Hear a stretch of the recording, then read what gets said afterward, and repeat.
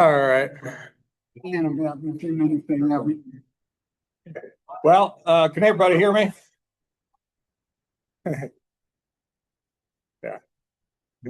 Make sure you're on here. Yep, they're good to go. This is the Okay. microphone. Welcome to Lake Audubon for the our April meeting, members meeting.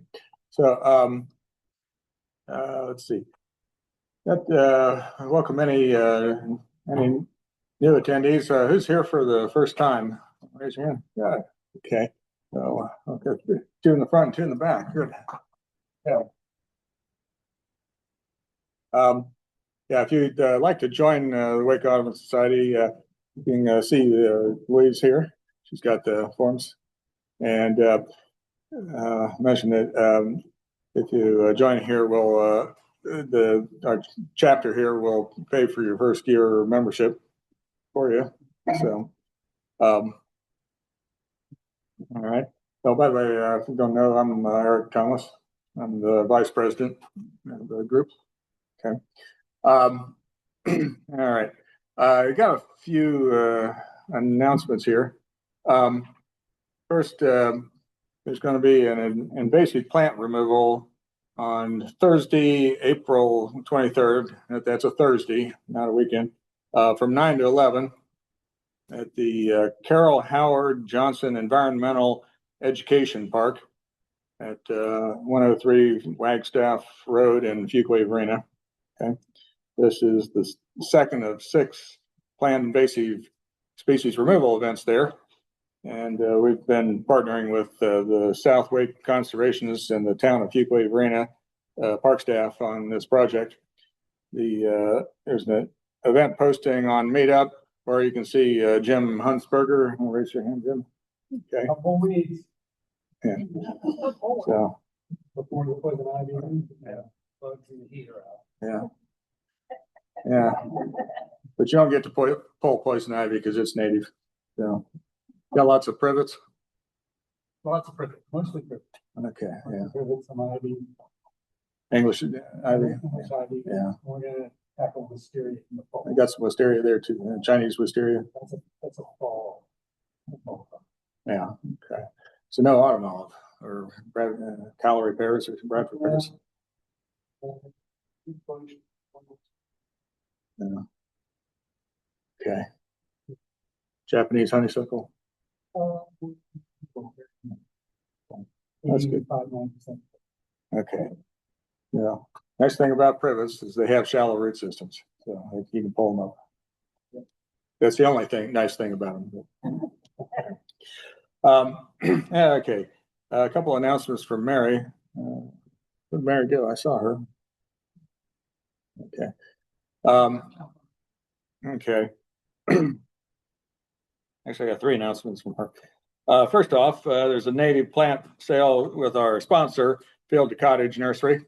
Okay, this runs through the end of April, and they have lots of bird-friendly plants in stock, things such as sunflowers and asters and goldenrods. Members can get a 10% discount with the code BW Warbler. That's all caps. BW Warbler in all caps. Discount. Okay. All right. Next item from Mary. We're going to be starting bird-friendly habitat certifications this year. This is the certification is for a whole yard. We need a few more folks to volunteer their yards for the volunteer certifiers to practice their certification. So it takes some training. And actually, we could also use some more teammates for the certification team. Okay. You can contact Mary at birdfriendly@wakeaudubon.org. Okay. Or accost her when she comes back in the room. All right. And the third announcement Mary had was that baby bird season is upon us. The Cornell Lab has a blog called "I found a baby bird. What can I do?" Okay. It's actually https www.allaboutbirds.org/news/I found a baby bird. What do I do? With hyphens in between each words and I found it.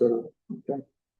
In fact, Rosemary Moscow, who is a cartoonist for Bird and Moon, actually writes comic strips about about this particular issue. What you do when you find a baby bird.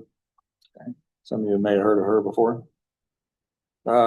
She's a Canadian cartoonist.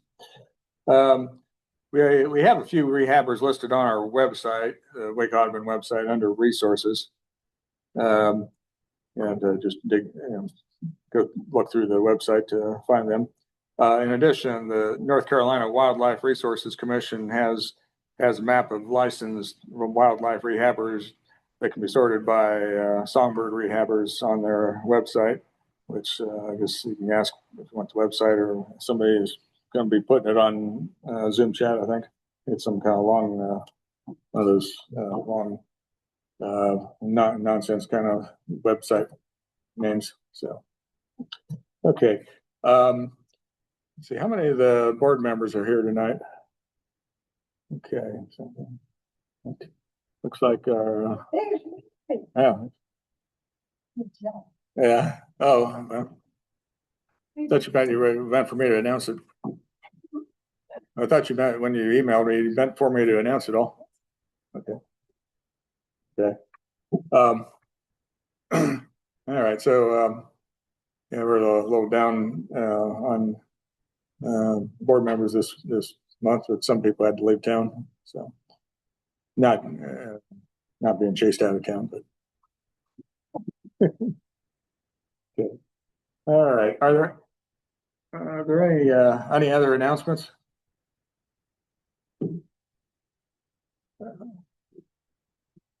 Let's see, Ann's counting, not raised her hand for an announcement. Okay, no other announcements. Okay, trying to think, did I forget any business we need to take care of? Yeah. Okay. Well, I guess in that case, I'll turn the podium over to John to announce our speaker.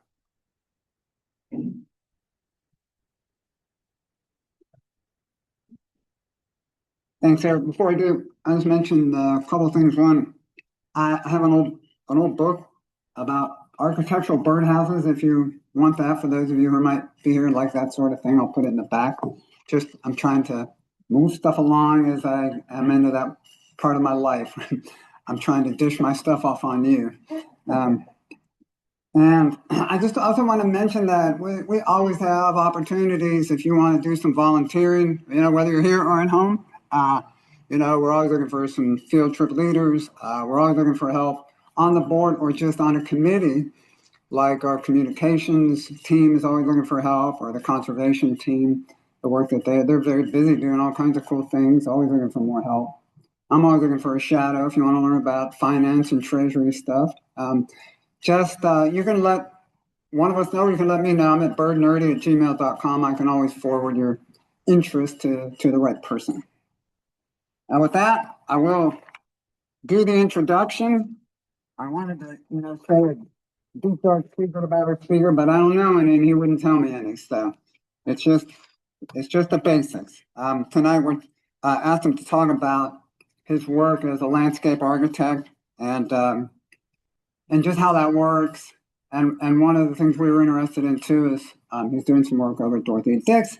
And as some of you may know, that's been a long time coming. That's been we were talking over dinner, like 11 years in the making to really get this going. We asked him, maybe say a few words about that. So Preston Montague, our speaker, is a landscape architect, an artist working to strengthen relationships between people and the natural world.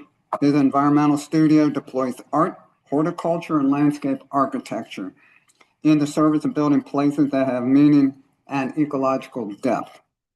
When not in the studio, Preston enjoys teaching landscape architecture at North Carolina A&T State University and hiking among the wilder places. So with that, please welcome Preston. And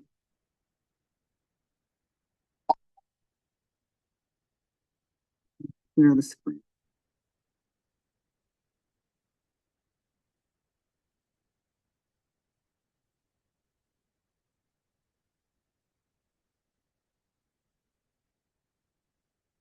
And we can hide this.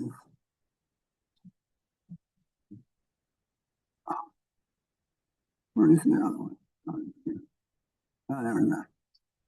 We'll just fire this up. Hopefully everybody sees it online.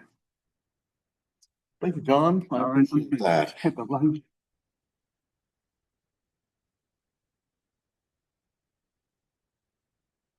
Yeah, can we lose the fluorescence but keep the side lights? Okay. Can we lose the fluorescence but keep the side lights? Yeah. Yeah. We'll play around with it for a second. Well, I appreciate that introduction. All right. Thank you, John. I appreciate that. Thank you, Melissa. I really appreciate you guys coordinating this with me, and I appreciate the opportunity to speak to you guys. I am. I'm gonna hide this. Okay. Where did them? Oh, you got it. Okay. Is that thing advancing? Technical, more technical difficulty. Yeah, we'll hit escape. Oh, Oh, it's done. there we go. All right. That's not too distracting. That's not too great. distracting. All You right. talk and I'll see what I can do. Maybe that one. There we go. Okay. Ah, That works. look at that. Well, I'm sorry. I really appreciate you guys inviting me. It's a real treat to speak to Lake Audubon because I'm really impressed by what it is you guys know and the work that you do and the way that you've engaged me in public, especially at Dix Park, and taught me about things and organisms I don't really know very much about, but I design for every day. And I just didn't get a chance to plug in all the knowledge I could about insects and birds before I started designing for them. I've had to retroactively learn more, and largely in conversation with advocates like yourself. So I really appreciate the opportunity to just kind of respond to what you guys are doing out there with how I think I'm tackling a lot of the same things as a landscape architect with their own practice. And by the way, if you see me speak in the future and you see a lot of what I speak about tonight, you know, I'm a professional speaker on this. And tonight I just grab the best parts of my favorite presentations and put it together for you. And so if you see me out there, please be graceful if you hear it more, especially my bios, which I tend to do for new groups. This is 1980. This is Ashe County is a small town called Lansing, and that's Little Horse Creek. These two men would go on to really impart a land ethic and a love of nature. And I'm essentially just doing what my dad does plus one, I've discovered, which I think is really incredible. And I'm trying to make sure this is an intuitive clicker. All right. Not. I was raised in Virginia, Central Virginia, near a small town called Charlottesville. I couldn't play sports, so I just kind of did this. I was a latchkey kid from the 80s, so I had a lot of time kind of escaping into nature, which had a big impact on, well, my art. This was me at 18, 19, and I was raised to be a painter, but painting is too precious to me. I can't share it, so that's my retirement gift to myself. In the meantime, I noticed that a lot of that same training was finding a home in garden design. And so I have a degree in horticulture and landscape architecture because this is just basically the Dungeons and Dragons I was playing in the 80s. This is my world building. And a lot of this is inspired by the wilder places of North Carolina that I've had, that I've been exposed to by biologists and ecologists. And so I'm thankful for that community as well. I draw much of my inspiration from the temperate rainforests in Western North Carolina, including Panther Valley, one of my favorite places on earth. I encourage you to hike or camp. It's great for beginners. And a lot of that I bring back to my house. I live in downtown Durham at the top of a watershed surrounded by asphalt and concrete. It's a brutal place to garden. And honestly, I was trained to do high-end residential. In fact, this is one of my clients. This is just one of my neighbors. He said, "Hey, I love your yard. Do it at my house." And so we did. It's a largely gravel gravel focused garden. This is the internet's favorite garden I've ever made.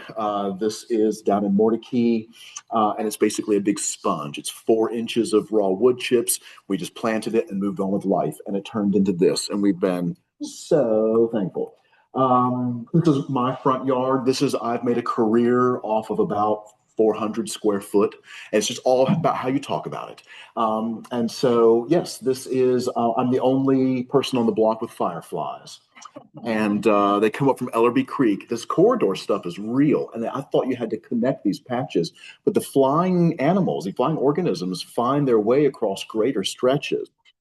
Here's just some more images illustrating that I like to include a lot of Mediterranean herbs, a lot of southern pass-alongs, as well as a lot of native plants in my yard. And by the way, that's just backfilled with gravel all the way to the backyard because the previous homeowner didn't want to do any landscaping. So basically, this is just a big gravel pile with an 1/8 of an inch skin of topsoil. I planted that, and it's the fastest growing garden I've ever put in. Made me realize, I bet the big foe I fight out there in the landscape is compaction, not clay. Some more images to show my style. Thanks everyone for the pace of tonight. I put a lot in here, but I wanted to share a lot with you. By the way, native plant conservation gardening does not have to look bad. This is 2 weeks after Thanksgiving. So just to show you, by the way, also show you how late the season is in downtown Durham. You see how long the leaves persist on the trees. I really love the really long season that downtowns have. And though I thought that I was going to be stepping into high-end residential design and fine garden making, the Triangle demanded other things from me. In fact, ultimately, I was presented with big challenges that forced me to pursue largely landscape architecture work in conservation, largely. And I've been presented with all sorts of residential projects early in my career. This is a project in Hillsborough, North Carolina. I think this is my first project. And this homeowner said I live by the Hall River. I want my kids to experience the Hall River. I'm tired of mowing on this dangerous slope. And this neighborhood was blasted out of the side of a mountain above the Eno River. And just to give you an idea about what we're gardening in, that rocky swale is the soil. So, but it wasn't hard to come up with a plant list. I just went to the Eno River, just kind of poked around and saw what was growing there, Penny's Bend, and we experimented with a strategy because we had $40,000 and 1 acre, and so this is my first project from seed. You can see we used zinnia as a cover crop, and you'll see other presentations from me where I take you all down the rabbit hole in this one. But it took us 3 years and a professional gardener from Kew to wrangle what we originally created and wiggle it down to a much more native expression. By the way, this is the favorite yard for the kids to play in, and it also averages about 2 HOA complaints a year, which doesn't bother me whatsoever. And so it started me on a trip for the last 5 years of traveling around North Carolina and capturing images and identifications of plants in very special places. Most of these photographs are taken in Durham, Chapel Hill. There's Pilot Mountain, Penny's Bend, Elon University. There's a little secret prairie there that's out of the world. And it's been really wonderful to just make the connection that the answers may be all around me. And particularly right now, herbaceous vegetation like this is really helping me solve a lot of problems, including erosion control, habitat loss, heat island effect, stormwater management problems. It really is a great way to get a quick response and really heal landscapes that are really damaged. And for emerging gardeners, it gives you quick satisfaction that I think trees and shrubs can lose your interest. So you need to have these like rapidly growing early successional ecosystems. I think in any yard, even right by the front door, you'll find that there's so much activity. It really keeps the imagination rolling. And so I was presented with a massive project last year as the environmental artist in residence at Dix Park, and I was challenged now with the biggest landscapes I've ever had to work in, and wanted to apply what I had learned at some of these residences from seed to this project. One of the images that I'm most proud of from the Dix Park experience was altering this view downtown from basically just lawn to that emerging grassland. And so I wanted to bring several presentations where I talk about habitat. And I use that word as a tool because once you unpack it, I think it hits a lot of the goals that we all have with not only in our home gardens, but also in any conservation work we do out there. I find our habitat connects you to the language of landscape ecology, which I find is the most utilitarian relative to finding vocabulary words and concepts. And so this was my view out of my studio at Dix Park. It was a treasure to be here for a year and just have that outside of my window. And Dix Park, by the way, had already set a precedent for ecotourism and using vegetation to attract visitors. The sunflower fields, of course, are legendary at this point. And if you mention sunflowers, I think you'd be hard pressed to find a Raleighite that doesn't immediately think of Dix Park. But the challenge was I noticed that the master plan for Dix Park had acres and acres of prairie or grassland called out. And I wasn't quite sure that Raleigh was ready for that. It kind of feels like to me, a lot of my requests for a lot of the work that I do in prairies and grasslands happens in Durham and Hillsborough. I don't get as many requests in Raleigh. So I kind of made an assumption. I was like, well, maybe there's just a different aesthetic here. Maybe it's tidier, cleaner, maybe, whatever.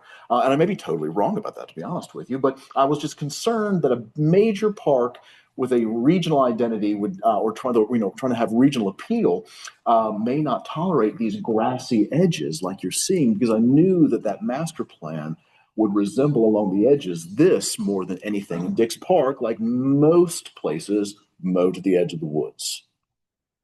But could it be that somewhere like Penny's Bend, which has a very natural expression of native prairie plants where the soils and the conditions keep it relatively short and keeps it dense.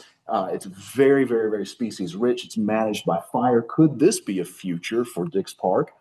I began exploring Penny's Bend and other prairie systems around me. This is at Mason Farm Biological Preserve. You're seeing a very young, recently burned expression.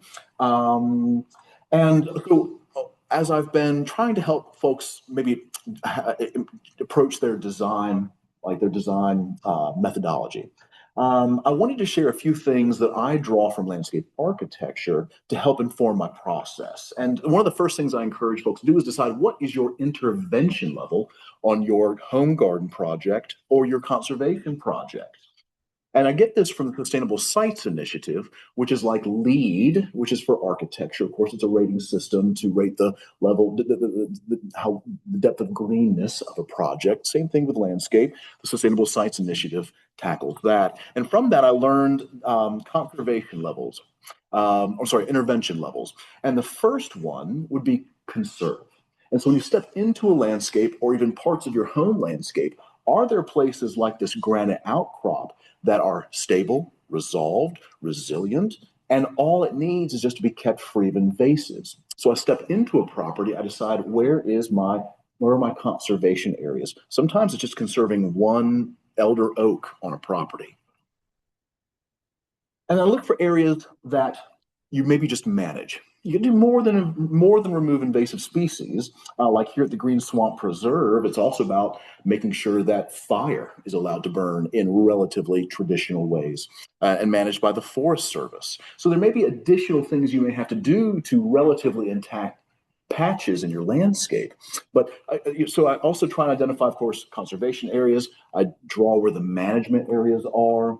Like this prairie at Elon that I'm tracking, this is a restored landscape, meaning there was enough data, there's enough evidence about what it used to be, either from historic photography, a seed expression. I was able to deduce, this was a bottomland area, and I'll bet it's appropriate for birch and maple and some viburnum and some of the species that appreciate a little bit of a wetter foot.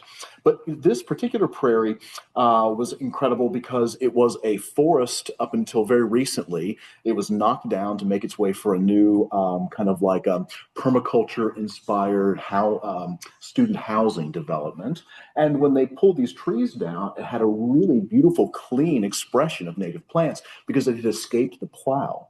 And it had been allowed to turn back into forest after kind of being felled for lumber at the start of, or whenever, I suppose, Elon was started. because it was a farm for a long time, particularly this part of the property. And so we had enough information to actually add more seed to just boost the presence of certain species that were keystone species, which, when I'm putting these herbaceous plantings together, I'm looking at what are my keystone species first and adding them to my list and prioritizing those species, similar to like Solidago nemoralis there.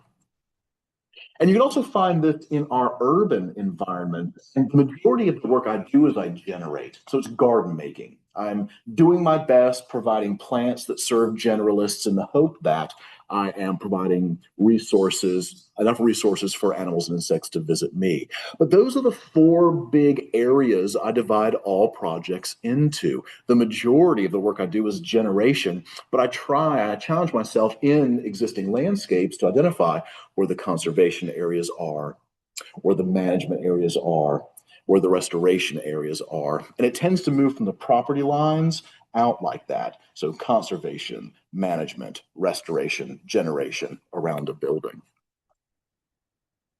This is a landscape at the North Carolina Botanical Garden. I designed that, which I think the biggest monument sign in Chapel Hill with my buddy Jesse Turner back there. Just wanted to introduce a little bit more about habitat. By the way, that is an entirely seed-based native planting right there, just to demonstrate that you can challenge even the annual displays in beauty. That's a very easy seed mix. It's columbine, it is lance leaf coreopsis, purple sage, familiar stuff. And so when I encourage people as they're also putting a design together is to think about not only the human experience and not only native species of plants, but consider native structure and native change, meaning the way that you basically intervene on your landscape. I encourage you to not only just think about adding native plant species, but looking at where you're operating. And if you're operating at the edge of a sunny forest and light's getting in and you have lots of layers of vegetation, canopy trees, understory trees, shrubs, all down to grasses, I encourage you to repeat that structure. And that's not appropriate for everybody. And I couldn't necessarily take a structure that's native to Raleigh to Flagstaff, Arizona. It wouldn't work. That structure is different. But I encourage you as you're driving around, look at how forests are structured and how shade and wetness at the top of the hill, the bottom of the hill, how that really impacts how plants layer, and mimic that in your home landscapes. And additionally, this is the hardest part, is what's native change? I mean, creating these sorts of habitats require large herbivores. It requires a lot of wildfires to keep it low and tight, and flowering like this. So how do you simulate that at home? I don't know. I really think with the mower and the string trimmer, you're really just kind of imitating the herbivores. And so what I'm finding is a lot of these systems grass out because they don't have the hoof marks, and they don't have the big kind of like cowpie dollops, these disturbances that otherwise keep the baptisia going and the coreopsis going. So it naturally gets really kind of, it gets grassed out, I say. But I don't find that to be a problem because that's like 5 years into it. A lot of people have either learned to adore it or hate it by then, hopefully the former. Some more images from my favorite place in Panthertown. Once you have your habitat kind of identified, here's some ways to give it some flash. These are resources I use relative to figuring out what are the most appropriate plants for my project. And it's really helpful. One, the USDA plants database will help you with identifying species and down to county or even just kind of region within North Carolina. And so that's really helpful to zero in and even kind of check species against your assumptions, because you can type in species names and discover, what sort of tick seed coreopsis might be appropriate to use in Raleigh and Durham. The Lady Bird Johnson Wildflower Association also is a good resource because it gives you a little bit of cultural information. You can really kind of like read through the lines on some of the verbiage on that website and kind of understand, that's like a good plant for the top of the hill, not the bottom. But floras and field guides also a great way to. I recently signed on to another residency project near the Smoky Mountains, and I was getting ready to kind of like take a big deep dive and understand what are native plants for this project. And ultimately, once I got my list, looked at the vendors, what was available, it was basically what I was finding in Wildflower Guide to the Smoky Mountains. And I had a lot of other resources online that I was using that were connecting me to plants I'd never heard of. And I was so excited, but the reality was I just couldn't replicate that. So I find that floors and field guides, as basic as they may be, I think at least demonstrate the top players in these ecosystems almost by accident, or certainly the most charismatic ones. That fill a book out really nicely. So I find that those tend to be reliable plants you can find in the market. Native plant societies, these groups like you guys, in conversation with you, that's where I learn the most. Books and websites, there's some translation, but I think when we're in conversation, we cut to the chase, and I find that I learn a lot more. So I encourage you guys to join native plant societies if you're trying to expand your gardening interest. I find that conversation really cuts to the chase, and also land use history, like Google Earth. You can look at photographs of landscapes back 50, 60 years. And that can give you an idea about if your landscape used to be forested, an open field. It gives you a little of an indication about like, ooh, how can you plug back in ecological history that may have adapted to that space. So if this was basically forested for centuries and was just recently opened up, perhaps your landscape is best allowed to turn back into forest. This is one of my favorite landscapes near Charlottesville, Virginia. This was a neighborhood that ran out of money. And so they took all the trees down, ran out of money, and then just didn't come back. And it is also a farm that will escape the plow. And so places like this show me what it really looks like when you create very natural conditions for the Raleigh and Durham, or really the Piedmont area. So, when you're thinking about the form of the landscapes you're designing, these are the four, these are also circles that I put in my landscape. One, I want to identify where my patches are. Where are my existing large patches of darkness, of vegetation, a large patch that's like a wet spot? I want to understand where the habitats are inside my habitat. And once I've identified these patches for landscape architects, this is your tree preservation requirement. You step into a brand new development in a green field, you're required to save 10% of trees, depends on the municipality, but you have to just save tree clusters as a landscape architect. You can't just take it all down. Once you've discovered your patches, I encourage you to find corridors to connect them. This is what the side yards are for most of my residential clients. I find my residential clients tend to have patches in the backyard and maybe a good patch in the front. And I want to connect them with hedgerows or grassland conditions like this so that animals can move around in their own way with different habitat options. And so I create this kind of circulation system in my properties. The edge is where the magic happens. That's where the sun hits. That's where you get the diversity. So I encourage you to take really good care of your edge because otherwise that's where the privet and the honeysuckle, et cetera, also come. And then lastly, don't forget to also plan the open space.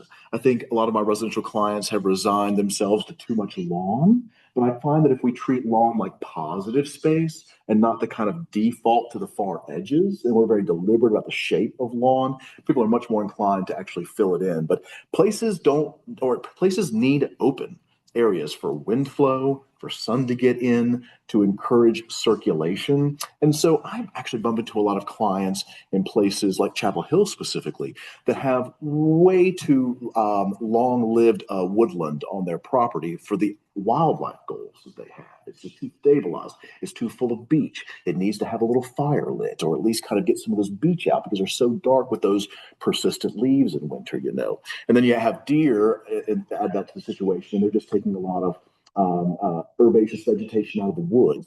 It's tough. Looking back to this project, by the way, so yes, we basically were asked to remove that turf and put the Haw River back. It was so difficult and dangerous to mow. It was really kind of silly. And the backyard was no better. All the kids had was that little sliver of lawn to play soccer in. The majority was this really steep slope that you could barely get up. It really made you huff and puff. And so we just ripped the turf out, put 4 inches of topsoil down, laid this conventional erosion control fabric down, and within about a month with some irrigation, the buckwheat and the zinnia began popping up. Those are my cover crops, my nurse crops. They basically create better conditions around the soil layer for native seed, and they're a critical component. These didn't work out in my favor, but for a couple of years that were really pretty. And I kind of pulled Zinnia from the program because I struggle to recreate that sort of like punch of color with a native palette. But they faded out anyways because the vegetation got so thick. This is also usually adventure stairs. People building the neighborhood messed up the sidewalk and they pulverized it. And instead of taking it to the landfill, we repurposed it in the backyard to create patios and secret walkways, etc. And after 3 years of struggling with the weeds, which we created for ourselves for a couple of reasons, we finally tamed it back into a much more native palette. And this, by the way, isn't even the prettiest that it is. This is the green period in the middle of summer. You know that you'll get 3 summers. There's the pretty summer, then there's the rough summer, then there's kind of the rougher summer, the browner summer kind of thing. This is basically the middle of summer where it's really, really green and hasn't had those kind of like beautiful, like bronzy brown red tones just from kind of August heat stress. Here's August heat stress, though. So it begins to get really pretty, but I'm astonished by how the seed mix we threw in there. We threw a slope stabilization mix, a pollinator mix, and a wetland mix. We discovered that adding 3 mixes encouraged the wetland mix at the bottom of the hill to really germinate and fill in with plants that have really wet preferences. The slope, which the rain kept washing the seed off, the slope stabilization plants really took over. And then the pollinator species tended to be really happy at the top where it drained and was dry, but where it didn't kind of have to deal with erosion all the time. And so even this is probably Halloween, and we're in the middle of cleanup, so it's kind of uneven and a little wonky. But this just shows you after 4 years of cultivation how dense the scalp, the ground cover along the scalp is. All of that is once we clean this up, that scalp will express itself and burst to life. And that's how I know about a healthy prairie situation. In the back, we did a prairie from seed, but we allowed these trees to grow up because we really wanted a forest. We wanted the prairie only to be very temporary. And so we allowed the sycamore, the red maple, and the birch to just kind of naturally come up on their own. We used viburnum for all sorts of screening to block the soccer balls. The birds loved this sunny edge, and it really did stop soccer balls from going down into John's yard down there. I like to include fruiting plants. This is the Fuyu persimmon. This is the commercial Asian persimmon. And the kids loved, that was like their first favorite part of engagement. They learned the native plants after. And I'm really proud of taking acorns and thumbing them into the soil to recreate the landscape that was there before the neighborhood was blasted out of the side of the hill, which is this really kind of like dry oak hickory, lots of scarlet and red oaks, and lots of like huckleberry on the ground. We're hoping that might creep its way in. Here's a project from Durham. I asked Lori if I gave her like Charlotte, her like this neighborhood, this yard, her favorite yard from where she came from Charlotte. If I gave her that, if she'd let me have the back acre, because it was looking like this. Does anybody see any erosion control fabric?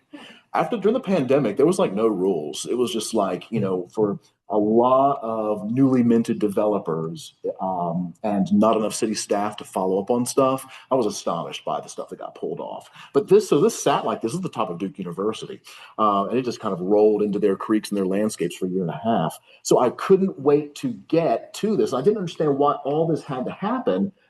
Just do a basement edition on the bottom. It was so strange to me. Anyways, we made this happen with seed in 3 months.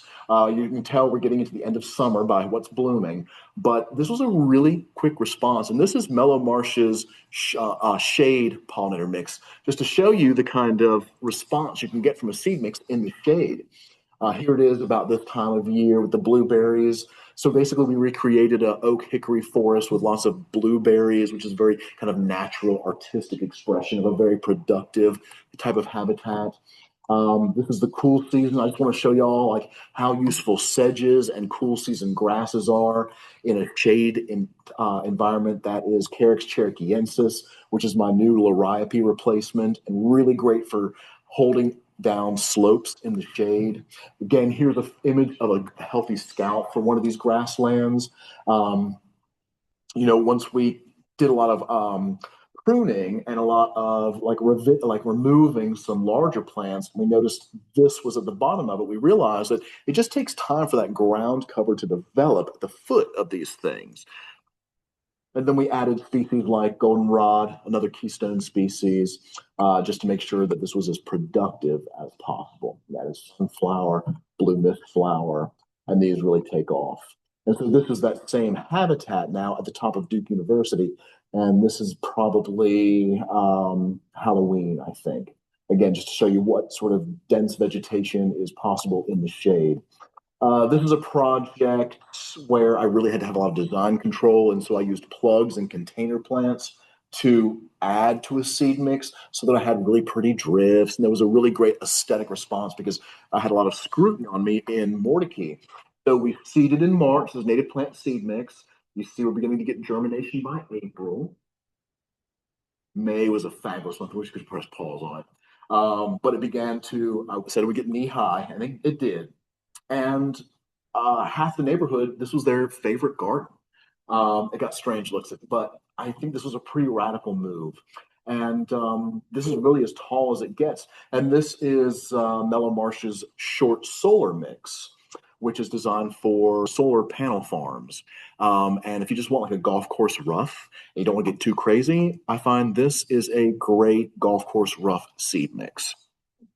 And then I just add charismatic stuff to it when I need some pinks and purples to it.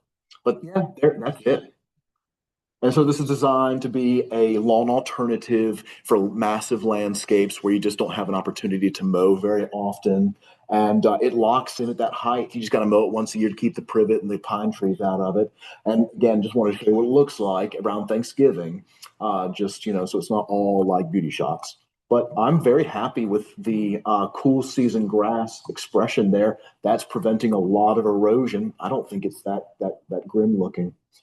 So Dix Park, as I mentioned, was a big project I took on, and my mom grew up there. These cottages were places that she babysat, and when I was given the opportunity to come on as an environmental artist in residence, I decided I wanted to build grasslands because it was the program's inaugural year, and I wanted to start with a land acknowledgement, and I wanted to start by saying the landscape is art, and that before we begin populating it with sculpture and other things, can we first just acknowledge that it is more than just a plinth for sculptors. And so, these came down about this time last year, and demolition finished about July. So we couldn't plant our grasslands, and we had 7 acres planned until this was finished. Yeah. And when it finally was about Memorial Day, they were out of there and racing to get erosion control grasses. And we couldn't get it to stick. We couldn't get erosion control grasses, the easiest grasses there are to make pop up. We couldn't make the weather cooperate. The site was terribly compacted. Every rainstorm washed every seeding event out. We were struggling. And Dix Park allowed me to jump in and assist with erosion control. But basically, what I wanted to do is create a grassland where each of the cottages were cut out. So it's like 11 individual parklets. And I really wanted to model environments around me, like Elon University, back home in Charlottesville. These were my inspirations. And I really just come around and just like used iNaturalist to figure out what the plants were. I was like, oh, that's what I'll use. And I looked at precedents like this is Mount Mitchell State Park up in the mountains. I love how they combine the bullies to just lock in large landscape areas. I see fabulous combinations of like mountain mint and river oats. This is Monarda, Didyma, and Sochan. These bullies do a great job about it's like the gladiator pit. And if you hit them with a weed whacker or the lawnmower, they come right back. It's actually, I think I'm onto something with this. It's really easy to do. I also looked at my own work. I was like, hey, that was a success until the sewer pipe burst and they had to rip the whole thing out. But until then, I was proud of this. So we hired Hoffman Nursery to help me basically put into production 2,000 of these trays. We figured out the seed mix that we wanted. Hoffman Nursery, by the way, for any of your restoration projects, just use that QR code. They've got a brand new list of seed mixes, pre-grown sod patches, like native sod patches. And of course, they specialize in native grasses and sedges as well. Yeah, this is us seeding a seed mix I invented just based on hiking and walking around Wake and Durham County. And we put it into production because we knew we couldn't get to this project until July. So we started doing this in January because I didn't know if the seed broadcast would take in July. Thought I can at least outline the cottages with these. And so we put 1,000 of these in production and like waited for a month, and there was very little reaction. But then all of a sudden it started growing. March and April arrived, May arrived. It was successful. Some of the soil mixes we selected were too heavy and would have never made it, but we did find one that was really resilient, encouraged fast root growth. We could roll it up and deliver it like sod. And so, yeah, and then Calvino's perennials from Maryland came in because I thought, well, gosh, we're getting started in July. We need fall to be magic. So we just got muley grass and asters and goldenrods to help flesh out the areas that we were tracing around the cottages. Here's the heat dome. This is mid-July. It's 103 degrees, and 2,000 of these prepared sod trays arrived. I'm really thankful for my volunteers for this. And we worked for about a couple of weeks getting all of this planted. And they needed to cut 3 times between seeding and delivery, just to get an idea how fast these things grow. And there's a little finished product. Now, scrutiny, you'll see that phlox is from the Midwest, that gaillardia is from like Brunswick County. There's lots of Biden's Aristosa. It's all the kind of like early players that fade out pretty quickly. But we knew we needed to get some of those early bloomers, those native annuals and ruderal species, because we had a crowd to please. And I was already pushing the limit of what I could convince people was art. But when we delivered 2,000 of these trays, we had birds and butterflies on it immediately. And so we knew that was kind of like proof of concept. So you see, we traced the cottages and then we hydro-seeded. It rained, washed it out, we seeded it again. It rained, it washed it out, we seeded it again. Louise, that's you. Look at you. And City of Raleigh volunteers. So thankful for y'all's help with this. Lord of mercy. That was a lot of planting. Yes, Mary. Yeah, thank you.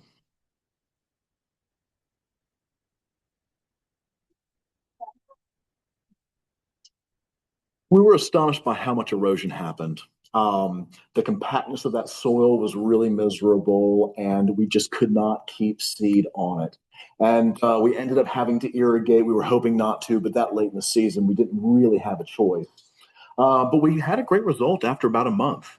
And this whole project was basically to say, hey, City of Raleigh, you have this master plan coming up with a lot of this condition specked along the edges. Why don't we use the residency to not only make an expression of land art, can we figure out what's the playbook for municipalities to take this in and apply this in, well, demolition projects, corridors, riparian areas. We were basically really trying to build this into the practice of Parks and Rec. And so this is about the end of summer. And so you see Biden's Aristosa, which really brings the butterflies and gives you some bang for your buck. And thank goodness some early show, because it can be a long time waiting for things to germinate, especially in droughts. And in the end, we kept the doors of the cottages, although they have been wildly popular, so popular, we have to take them down. They're just falling to pieces, but they had their moment. We've made our statement. It's time for them to come down, but we're going to leave the frames, which are brand new, and we think they say the same thing. So we're thankful. We can't believe the amounts of wedding photography and like teenagers like shooting cool videos and musicians shooting videos outside these things. They work. And I was afraid that it was like, so this is at their peak. They're gone now. Well, gone tomorrow, but yeah. We produced a conference out of last year's experience. We created information signage, both in English And in Spanish, we created seed mixes with round stone seed, including the city park mix. This is designed for those of you working in really kind of conservative areas where it can't get too tall, because it's designed to be really flowery, really short, really drought resistant, and really for like dressing up the fronts of places where a natural look is good. I don't think this is in like Briar Creek, kind of like HOA kind of situation, but I wouldn't hesitate to put this at the foot of a visitor center at a state park, or in front of a state employees credit union, or any other places that have really dedicated themselves to have a little bit more of a natural look. And then perhaps the one I'm most proud of, this is again back to Charlottesville. This is the plants I grew up with. But I constantly am in meetings with HOAs, neighborhood associations, where there's always like an eroded pond edge or a slope that nothing grows on or whatever. And so we basically said, we're going to create the the fastest growing, least expensive, most utilitarian native seed mix for people to put in at an affordable price to help repair a lot of these damaged areas. And that's the suburban edge mix. I just want people, it is possible to have buffers around very new builds that are aesthetically and ecologically appropriate. And a lot of this came from being like, oh my gosh, the DEQ has a native plant seed mix that it recommends for certain projects. And I thought, I'll bet I can take this and what I learned trying to figure Dick's Park out and create a new list that identifies not only different environments like a dry area, a low road edge area, a wet area. Can we expand this to include seed mixes, not only get the recipes, but then actually have these available from Roundstone Seed? Additionally, I do a lot of work with municipalities looking at city code, and these are opportunities even from the Durham UDO to add these herbaceous plant systems to erosion control regulations, to tree preservation regulations, to open space management regulations, to the ways you treat or how you can have like basically if you take too many trees out or you damage trees, you can kind of buy back credits by adding vegetation. And so that's an opportunity for including grasslands. Anyways, there's always opportunities for us to fit this kind of like third planting type into our cities. It's not just trees and grass. I think there's an opportunity for shrubs and grassland as well. And I think that, some of the messaging I'm taking out there right now is like, I kind of feel like a lot of times when I'm in conversation with conservationists and people and biologists and botanists, that there is an expectation that I should be fighting to recreate this out there. But what I don't think a lot of folks in conservation understand is like, this is what I'm dealing with as a landscape architect. And this is, by the way, this neighborhood is brand new. It was designed by the most cutting edge ecological landscape architecture firm in North Carolina. And it is supposed to be surrounded in beautiful, well curated native plants. But my buddy, he has an education from NC State. He knows better. He just didn't want to go pick that stuff up from the nursery. So he just grabbed, 7 privet and an arborvitae. So we've got a big problem. And what I want folks to understand is that like all this work is me trying to find a happy medium. And this is Durham. I think it's a garden city. And these are well behaved, well manicured, well loved native plantings in downtown. And I encourage you guys to come eat downtown, please, and come see this stuff because it's popping up now. Rotary Club Park, all the places around DPAC. It's a fun little spot. And I hope that it catches on. But this is really, I think, for all of you guys doing conservation gardening, native plant gardening, that's mountain mint, a dwarf panicum, and rudbeckia. And I think that if we can just figure out and grab those things that are working and repeat times 1,000, I think you'll have better luck rather than trying to, grapple for that ultra naturalism I've been going for. I want you guys to get down the road faster than me. And so I just want you to keep your eyes peeled for these simple assemblies because just covering the ground is a huge improvement. And ultimately, all I'm trying to do is create a golf course, both the green and the rough. All right, thanks, guys. I appreciate that.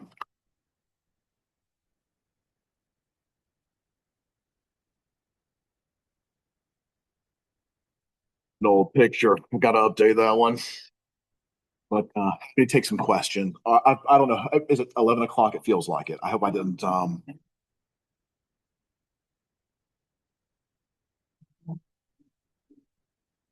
okay. Yes, ma'am. Okay, lots of sunny landscapes. Right.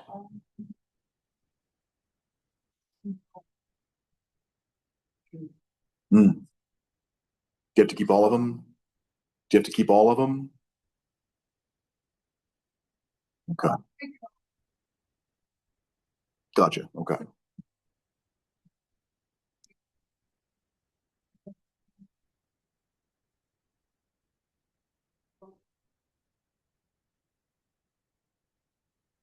Yeah.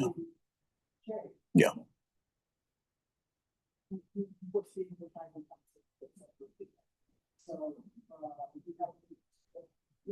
Yeah, I mean, the question is essentially gardening in deep shade, which is also gardening in drought, and you're gardening in an environment where all of those garden pleasures are 50 to 80 foot in the air. And all the habitat and all the animals that you really aspire to have at ground level are up there. And so it's a big kind of existential challenge. And that's why I kind of like threw that kind of pesky question about, do you have to keep everything? It's a difficult question I ask a lot of folks really wrestling with shade, but it's challenging. You don't have a good precedent around you to understand what might be native and natural in a shaded environment, because the deer are destroying our herbaceous shade plants, both woody plants and herbaceous plants. So, some of the things that have worked for me is to focus on sedge patches, fern patches, and find ways to be creative with just a few species. There's no other option. Things like, and there's some jewels. There's things like Iris cristata that are deer resistant. Heuchera, depending on the heuchera, can be pretty deer resistant. But you're going to have to be creative with the shapes of beds rather than what's in them to get that same garden feeling. And we just don't have shrubs really in this climate. I mean, we got rhododendron that are shade tolerant, but that's like, Winston-Salem and West. So the challenge is you may have to rely on some exotic things to round out a shade garden. But yeah, everything you want to see is up there, unfortunately. It's, I'm sorry I don't have a better answer than that, but yeah, okay. Here are the questions I can help answer. Comments. Mary.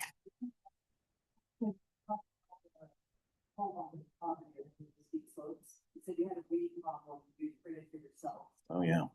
Can you talk more about that? Yeah, we over irrigated. And so we irrigated it for 3 years. We should have done it for 1 month. And also, the problem with the zinnia and the buckwheat is that required a lot of pulling, and pulling begets pulling because you're pulling a weed and you just lift its progeny to the surface.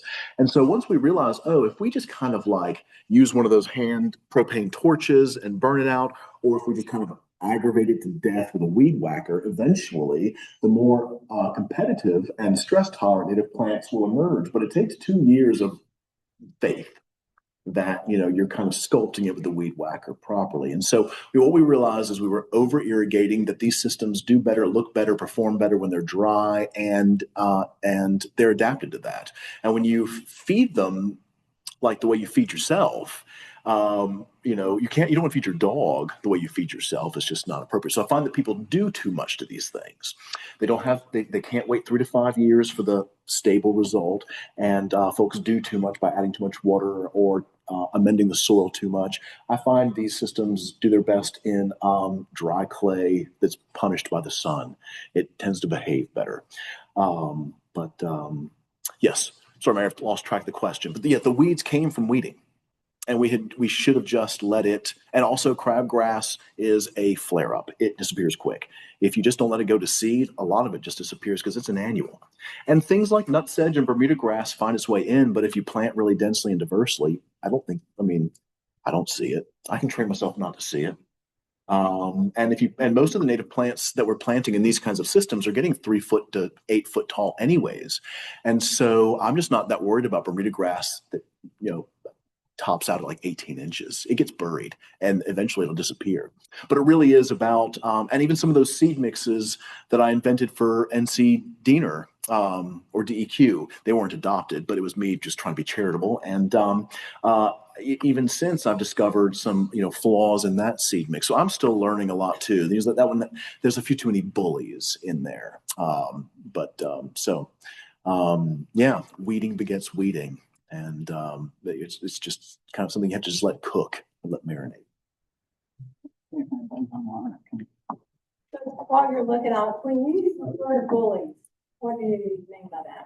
I need a better word, but basically, very competitive plants. I've got narrow-leaf mountain Not a bully. I think moves into bullies. Oh, narrow-leaf has? Is it pushing things out, or is it just really extroverted? Oh, good. Front yard.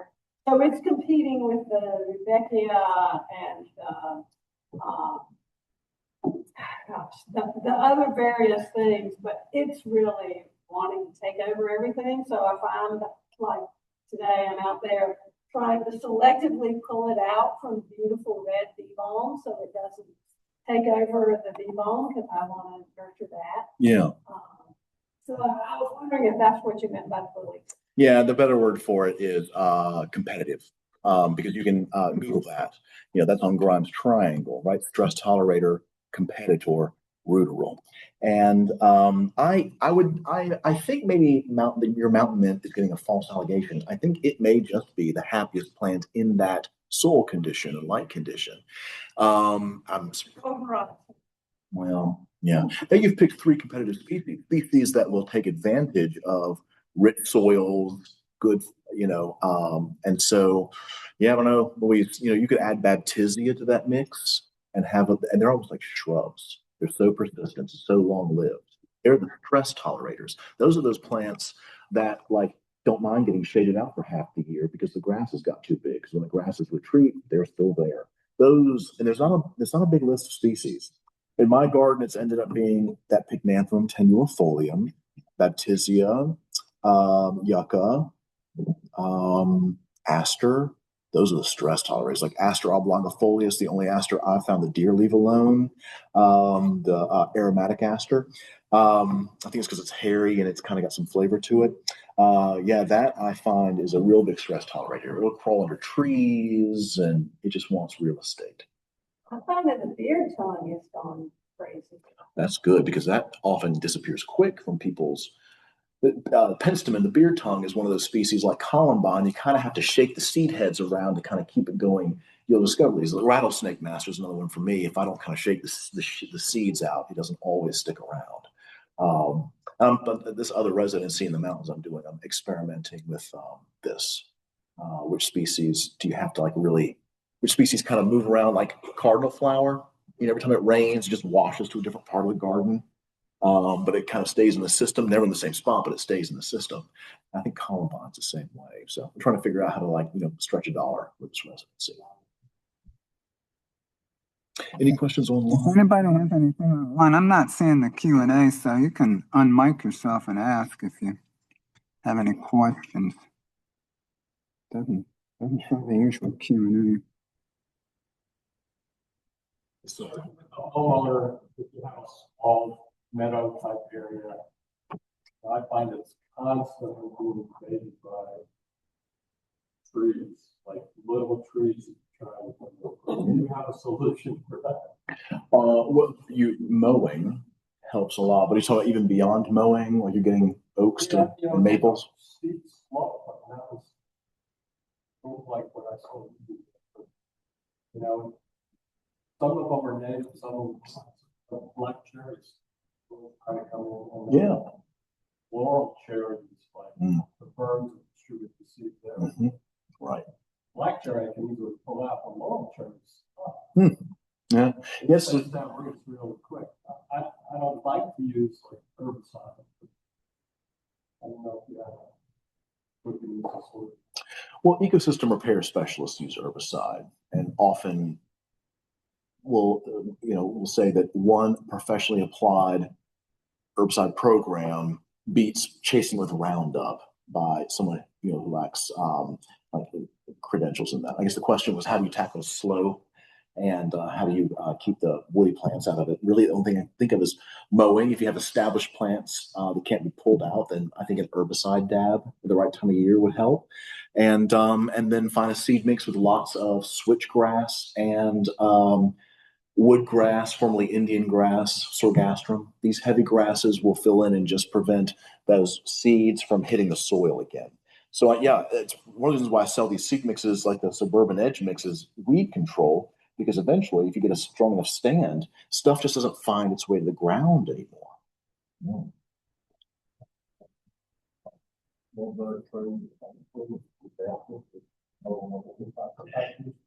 If you want just grassland or prairie, yes, but I try and selectively let red buds and other desirables to come up through if I can. It's just something you have to mow around, you know. Oh.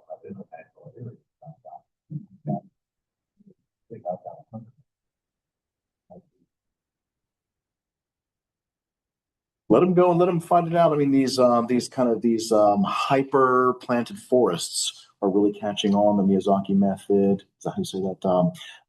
Yeah, people letting thickets pop up and naturally select for themselves. It's a different aesthetic, but it's very functional.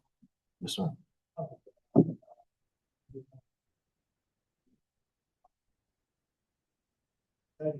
Yes.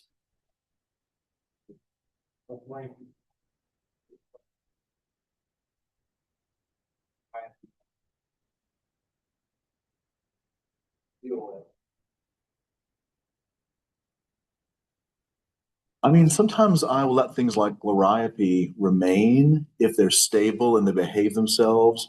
But stuff's showing up in the woods now that, like a lot of these hollies, these green meatballs that are commonly used in commercial projects, we're starting to see those in the woods now. So it's really challenging. I mean, I don't really the this for that native plant for ornamental can be a tough game because you figure out really quickly it's like, oh, we don't have a lot of replacements. We just have to change our expectations and our aesthetics.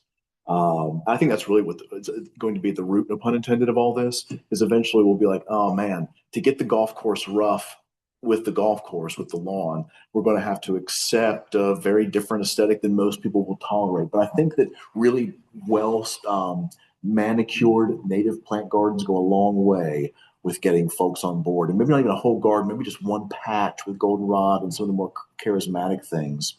So I'm not sure how I would recommend. I'm not sure that I would recommend trading this for that, but I definitely encourage you to remove thick populations of evergreen species like liriope and ivy and periwinkle vinca because we're discovering that's a big source of mosquitoes. We've been blaming creeks and streams, all these things. I think all this mosquito problem is coming from two sources. I think it's the ivy, and I think everyone's downspouts and gutters are nasty. And I think that's encouraged. It's my own too. Sorry, I'm going to be judged. I don't know who's on here too, but yeah, gunky gutters make what are those things called? Palmetto bugs and mosquitoes. I just basically that was a shotgun approach to the answer to my question. I hope I helped. Okay.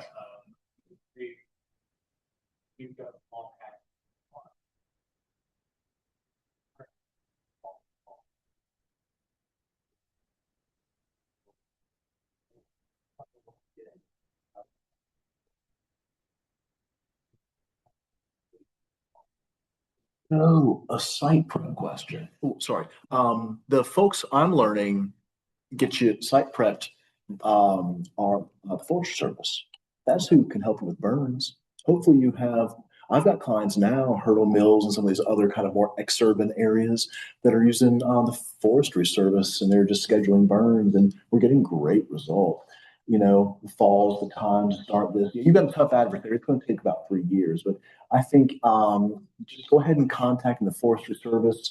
You've got a forester for your territory wherever you're practicing, and get on their schedule because I think it's actually a very reasonably priced. It's not free. Yes.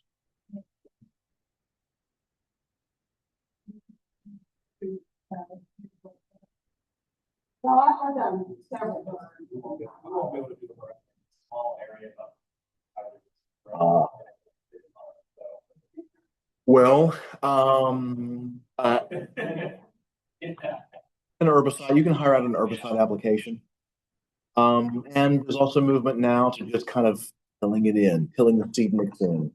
And I kind of actually like that approach because what it means is that the real fundamentalists are softening their approach and saying, okay, perfection is not making the number of landscapes we need happen. We need to adopt other approaches that are a little more accessible to people so they can learn on the fly. Yeah, you can disc or till a native seed mix like my suburban edge mix. In like right now is the time to do it. Best season for all the seeding for this stuff, I think, is Valentine's to Easter is kind of the magic window. But you can go up to Memorial Day if you really want to. Heck, I seeded Dixon the middle of July. So, any questions here, John? Anybody? I can't tell if there's. I don't see anything. I don't see any. Anybody have anything they want to say out loud on the online? No. One more question, maybe? Anybody else out in the audience? Well, I appreciate tonight, guys. Thanks so much. And thanks for your grace if you see me up on a stage in the future and it's the same story. I appreciate that. But I'm hoping that this is helpful because I think we've got a lot of land to cover, a lot of land to impact. I'm stoked about this easement in Fuquay. I'm racing in Durham and other counties to kind of get these rolling too, because I think once we start having a couple good examples, it'll spread like wildfire. And these must be the new places to bird, these prairie edges. So anyways, I won't take up more of your time. Thank you for tonight, guys.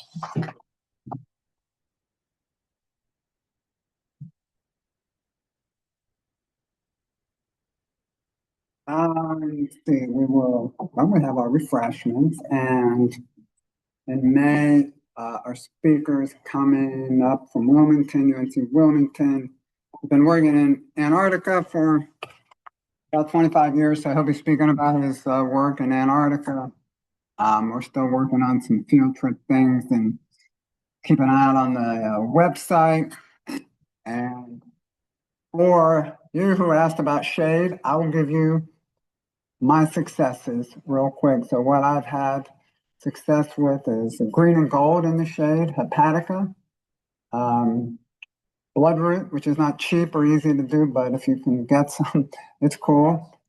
Solomon seal, there are several species. If you can get bellwort, they will do okay. And then in the shrub component, chokecherry does well.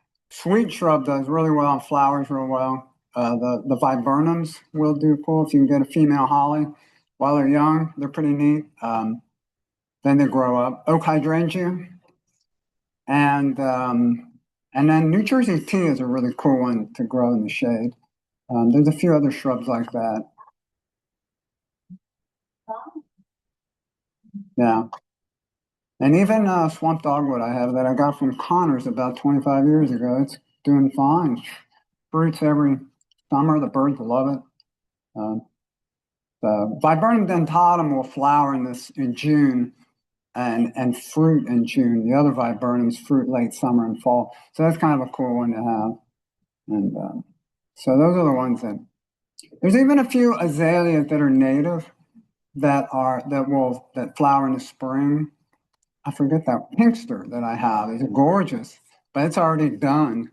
So those are things that will do well in the shade. So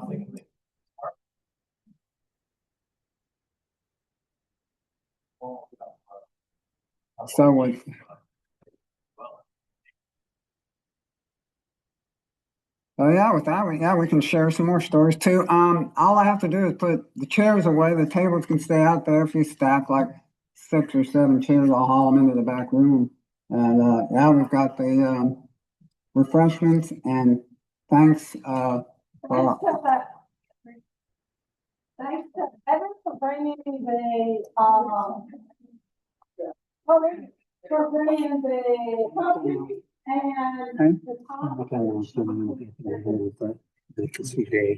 So it's just like making lots of. All right.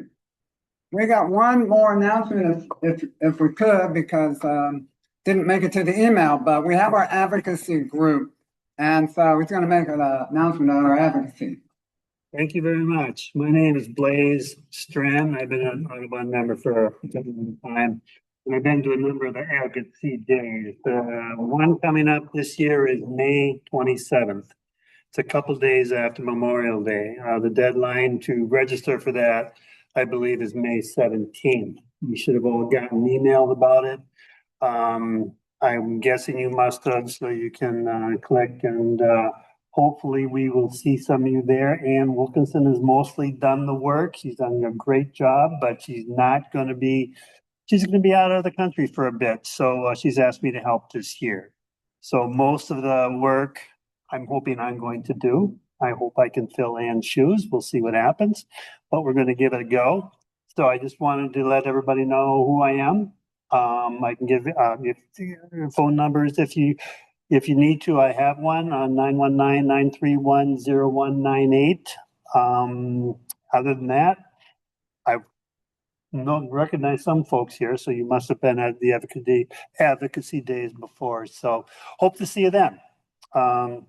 That's all. If any questions about it, it's pretty much the same as it was last year, or the last couple of years, is what they're highlighting. So we'll give it a go and see what happens. Hope to see you there. Yeah, it's really cool because all the people from other chapters come to Raleigh, so you can meet other Audubon chapter folks. We usually stage in the museum, but over in the other building on the 4th floor is where the lunch and the break room is, so you can mingle with other chapter folks throughout the day. So it's a really fun time. That's all I do is go mingle. It is fun for that, and there is free food. Great. I forgot about the breakfast as well as the lunch. So, and the happy hour after if you've got enough energy in you. Thanks much. Hope to see you there. All right, thanks everyone. We'll see you next month.